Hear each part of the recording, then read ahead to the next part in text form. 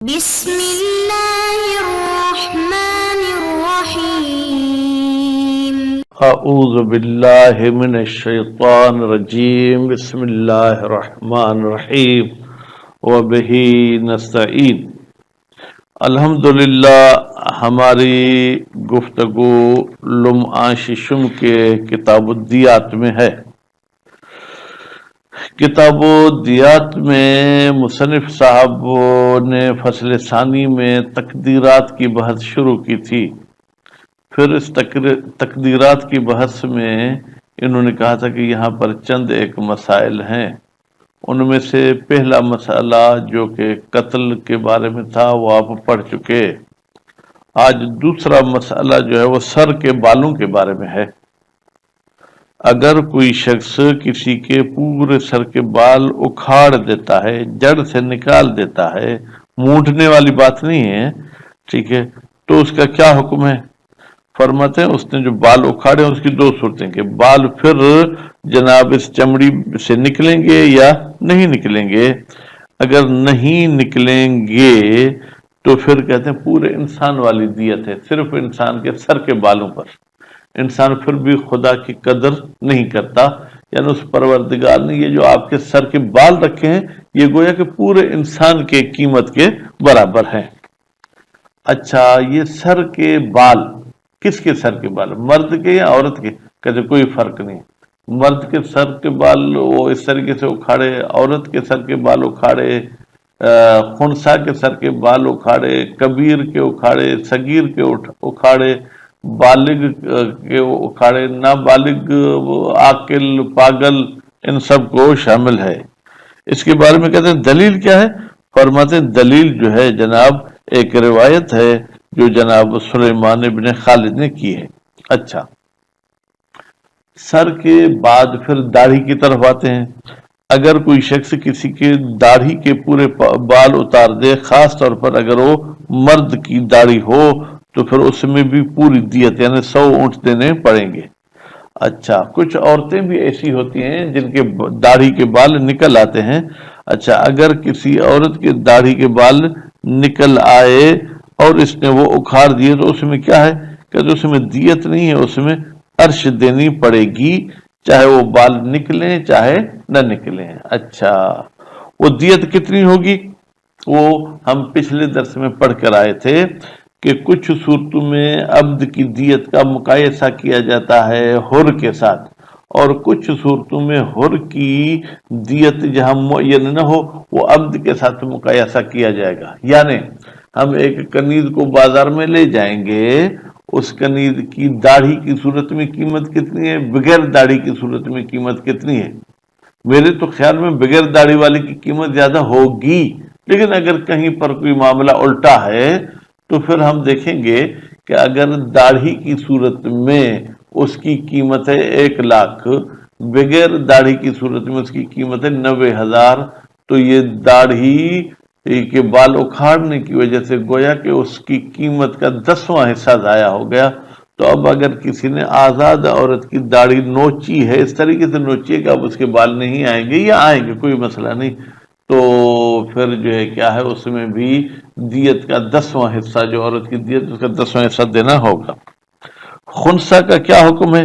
کہتے ہیں بظاہر خنثی کا بھی یہی حکم ہے۔ خوب، سر میں تو عورت مرد خنثی سب شریک ہیں، لیکن داڑھی میں جو ہے کیا ہے خنثی کو آیا عورت کے ساتھ ملحق کریں گے یا مردوں کے ساتھ؟ غالباً عورتوں کے ساتھ ملحق کرتے ہیں۔ اچھا، سر کے بال بھی بحث ان کی ختم ہو گئی، داڑھی کی بحث بھی ختم ہو گئی۔ اب حاجبین، بھائی اب میرے خیال میں اکثر ایسا ہے کہ ہمارے برادران جو اردو زبان ہیں پاکستان والے، وہ تو خاص طور پر جو کیا ہے وہ جناب اس لائن میں کم ہیں، میں نہیں کہوں گا نہیں ہیں لیکن کم ہیں۔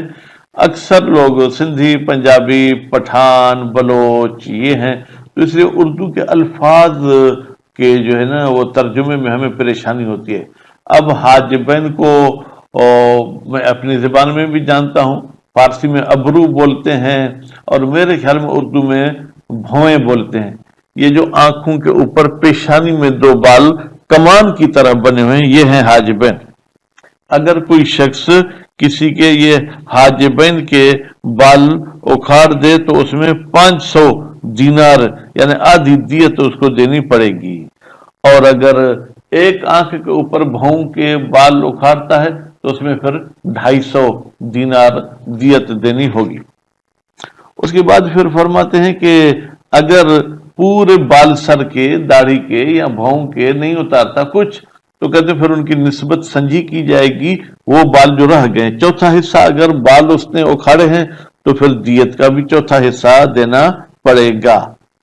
اچھا، یہ جو بال اکھاڑے گئے ہیں پھر یہ معرض وجود میں آئیں گے یا نہیں آئیں گے؟ کہتے ہیں کہ یہ اہل خبرہ ہمیں بتائیں گے۔ چلیں، اس کے بعد پھر پلکوں پر جو بال لگے ہوتے ہیں، اگر کوئی شخص یہ اکھاڑتا ہے تو اس کا کیا حکم ہے؟ کہتے ہیں پلکوں کے بال یہ سب کے سب اتار دیے، کیونکہ 4 پلکیں ہوتی ہیں نا، ایک آنکھ کے اوپر ایک نیچے، تو ہر آنکھ میں 2 پلکیں ہوتی ہیں۔ کہتے ہیں کہ اگر پورے کے پورے جو ہے کیا ہے چاروں کے وہ اتارے ہیں تو پھر اس میں ایک قول یہ ہے کہ اس شخص کو دیت دینی پڑے گی۔ خوب، ابھی ہم چلتے ہیں جناب عبارت کی طرف۔ دیکھیں عبارت میں الثانیتو یعنی المسئلۃ الثانیہ، دوسرا مسئلہ، فی شعر الرأس، سر کے بالوں کے بارے میں ہے۔ اجمع، پورے کے پورے بال اس نے اکھاڑ دیے، نوچ دیے۔ ادیتو، اس میں دیت دینی ہوگی۔ ان لم ينبت، اگر وہ بال دوبارہ اگ نہیں آتے ہیں۔ لرجل کان ام لغیرہ، چاہے یہ بال مرد کے ہوں چاہے غیر مرد کے۔ عورت نہیں کہا، غیر مرد کہا، تاکہ اس میں تمام آ جائے، عورت بھی آ جائے، صغیر بھی آ جائے، صغیرہ بھی آ جائے، خنثی بھی آ جائے۔ لروایت سلیمان بن خالد، اس لیے کہ روایت نقل کی ہے جناب سلیمان بن خالد نے، ٹھیک ہے جناب، وہ غیر ہا، اور اس روایت کے علاوہ اور بھی روایت ہمارے پاس موجود ہیں۔ وکذا فی شعر لحیت، اور اسی طریقے سے داڑھی کے بال بھی اگر کوئی کسی کے نوچتا ہے، البتہ لرجل، مرد کی داڑھی ہو تو اگر پوری داڑھی نوچی ہے تو اس میں جو ہے کیا ہے جناب دیت دینی ہوگی۔ اما لحیت المرأۃ، لیکن اگر عورت کی داڑھی کسی نے جو ہے کیا داڑھی کے بال اکھاڑ دیے، نوچ دیے، نکال دیے، ففیہ العرش، عورت کی داڑھی میں عرش دینی ہوگی۔ اب ہم کہیں گے بھائی کیا عرش، آزاد عورت ہے، تو بھائی پھر اس کو آپ جو ہے نا مقایسہ کریں کنیز پر، کنیز کی جا کے دونوں صورتوں میں قیمت کریں، مابہ تفاوت جتنا بھی ہوگا اتنا دیت کا حصہ اس عورت کو دیا جائے گا۔ مطلقہ، مطلقہ کا مطلب ہے کہ عورت کی داڑھی نکلے یا عورت کی داڑھی نہ نکلے۔ وقضا الخنثی المشکل، اور اسی عورت کے داڑھی کے بالوں کی طرح خنثی مشکلہ کی داڑھی کا حکم ہے۔ ولو نبتا، اب دیکھیں نبتا تثنیہ کا صیغہ ہے، اگر سر کے بال اور داڑھی کے بال اگ آئیں، نکل آئیں، بعد الجنایت علیہما، جبکہ ان دونوں پر جو کیا ہے وہ جناب جنایت کی گئی، فالعرش، تو پھر عرش ہوگی۔ خوب، کیونکہ جو پہلے بال ہوتے ہیں ممکن ہے وہ مضبوط ہوں، خوبصورت ہوں، پھر جو دوبارہ آئیں گے وہ لولے لنگڑے کمزور بال آئیں گے۔ ان لم یکن شعر رأس لامرأۃ، البتہ عرش اس صورت میں ہے کہ جب یہ سر کے بال عورت کے نہ ہوں، عورت کے ہوں تو وہی حکم ہے۔ ولو، یا وہ بتا رہے ہیں ولو نبت شعر رأس المرأۃ، لیکن اگر عورت کے بال نکل آتے ہیں، اگ آتے ہیں، تو پھر اس کو عرش نہیں دینی ہوگی۔ ففیہ مہر نسائہا، تو اس میں یہ ہے کہ عورت کو، اس قسم کی عورتوں کو حق مہر کتنا ملتا ہے اتنے دیں گے۔ وفی شعرین، اور اگر دونوں بال یعنی سر کے اور داڑھی کے، ٹھیک ہے، اقوال، اس میں بہت سارے اقوال ہیں۔ ھذا اجودھا، یہ جو ہم نے بیان کیا یہ اجود الاقوال، تمام اقوال سے اچھا قول ہے۔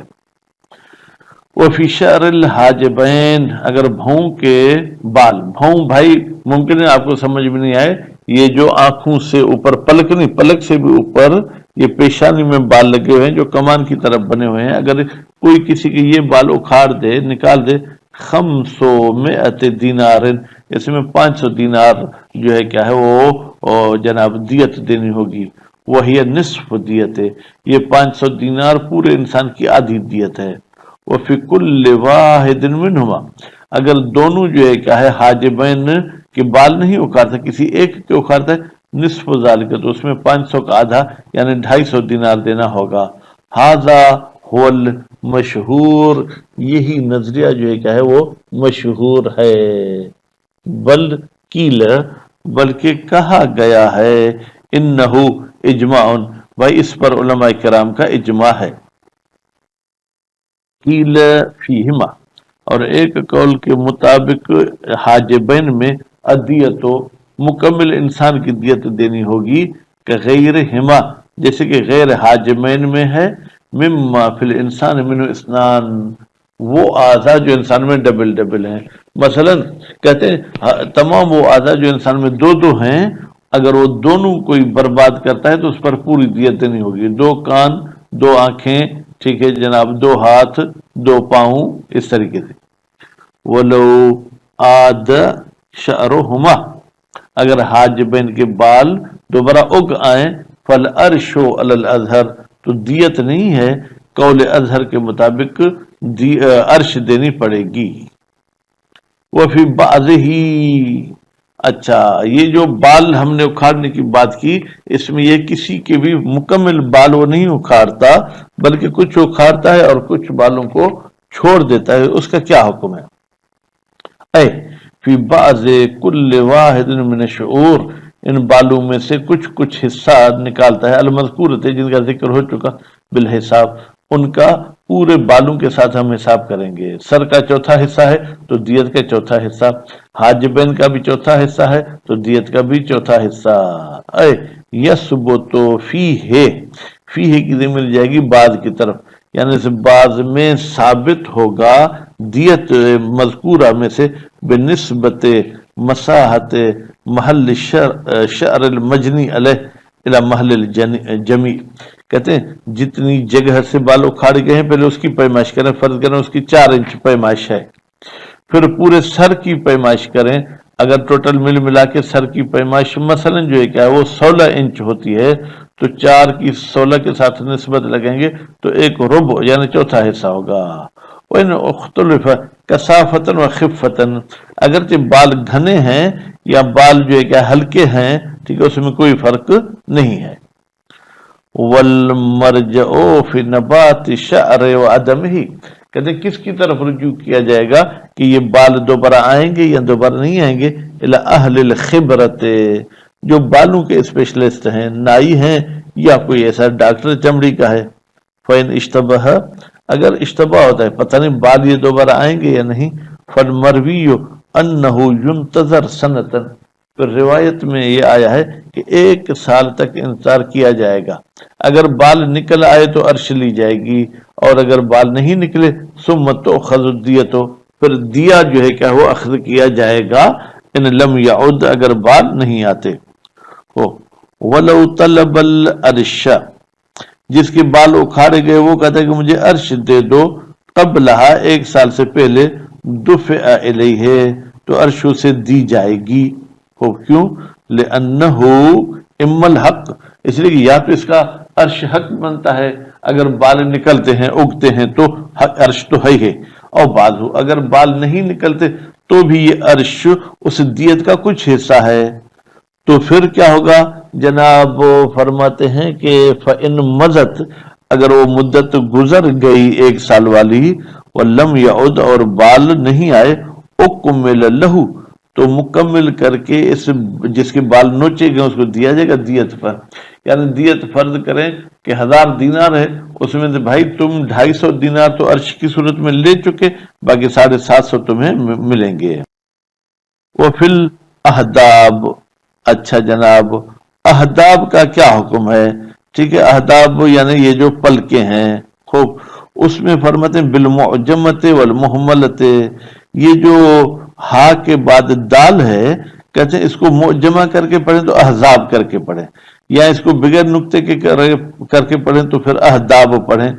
جمع و حدب، کہتے ہیں یہ حدب کی جمع ہے۔ حدب کو کیسے پڑھیں؟ بضم الہا، ہا کو ضمہ دیں، فسکون دال، پھر دال کو جو کیا ہے جناب ساکن کر کے پڑھیں. یہ ادب ہے کیا؟ وہ شر الاجفان، یہ پلکوں کے بال ہیں. خوب. العرش علی قول، ایک قول کے مطابق یہاں پر عرش دینی ہوگی. وہ قول کس کا ہے؟ ابن ادریس کا ہے اور علامہ کا ہے. پھر اکثر کتب ہی، اکثر علامہ کے کتب میں یہی ہے کہ شعر سائدین، جیسے کہ سائدین کے بال ہوتے. سائدین کیا ہے جناب؟ پیشانی کے دونوں طرف آنکھوں کے آمنے سامنے جو حصہ ہے، اب وہ سر کا حصہ کہیں یا چہرے کا حصہ کہیں، اس کو سائدن بولتے ہیں، جس کو بہرحال ہمارے سندھی میں تو لونڈڑی کا لفظ بولتے ہیں. بناسیت ناسیت کاذبہ بھی ممکن ہے یہاں پر فٹ آتا ہو وغیرہ، یا اس کے علاوہ کسی اور جگہ کے بال ہیں، مثلا بازو کے بال ہیں یہ وہ، تو وہاں پر بھی عرش دینا ہوگا. کیوں؟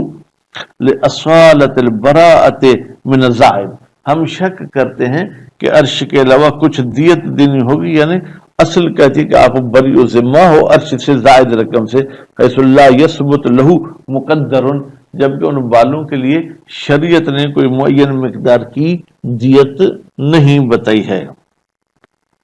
وَدِیَتُ عَلَى قَوْلٍ آخر، دوسرے قول کے مطابق بھائی ایسے بالوں میں بھی دیت دینی ہوگی. وہ کس کا قول ہے؟ شیخ توسی کا قول ہے. والاکثر، اور اکثر علماء کا قول ہے. منہم المصنف فی القواعد، ان اکثر میں سے مصنف صاحب بھی ہیں کتاب قواعد میں. کیوں؟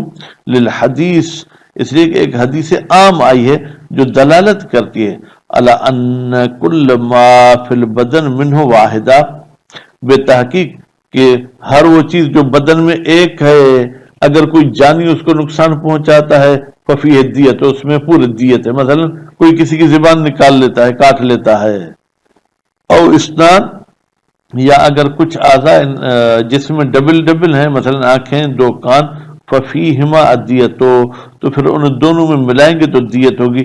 تو پلکیں بھی تو جو کیا ہے بھائی یہ دو بلکہ چار ہیں، اور اسی طریقے سے سائدن، یہ جو پیشانی کی دونوں سائڈیں ہیں یہ بھی دو ہیں. خوب. تو یہ ایک قول یہ ہوا. خوب. وفیہا قول ثالث، اور جناب ان قواعد میں ایک تیسرا قول بھی ہے. وہ کس کا؟ قاضی کا ہے. ان فیہما نصف دیت، بھائی یہ جو پیشانی کی دو سائڈیں ہیں اس میں آدھی دیت ہوگی. کل حاجبین، جیسے کہ حاجبین میں بھی جو ہے کیا ہے پلکوں میں بھی جو ہے آدھی دیت تھی. والاول اقوا، لیکن پہلا قول عرش والا قوی ہے، اس میں کوئی ہمیں دیت نہیں دینی پڑے گی. الحمدللہ دوسرا مسئلہ ختم ہوا. اگلے درس میں ہم تیسرا مسئلہ پڑھیں گے. صلی اللہ علیہ محمد و آل محمد.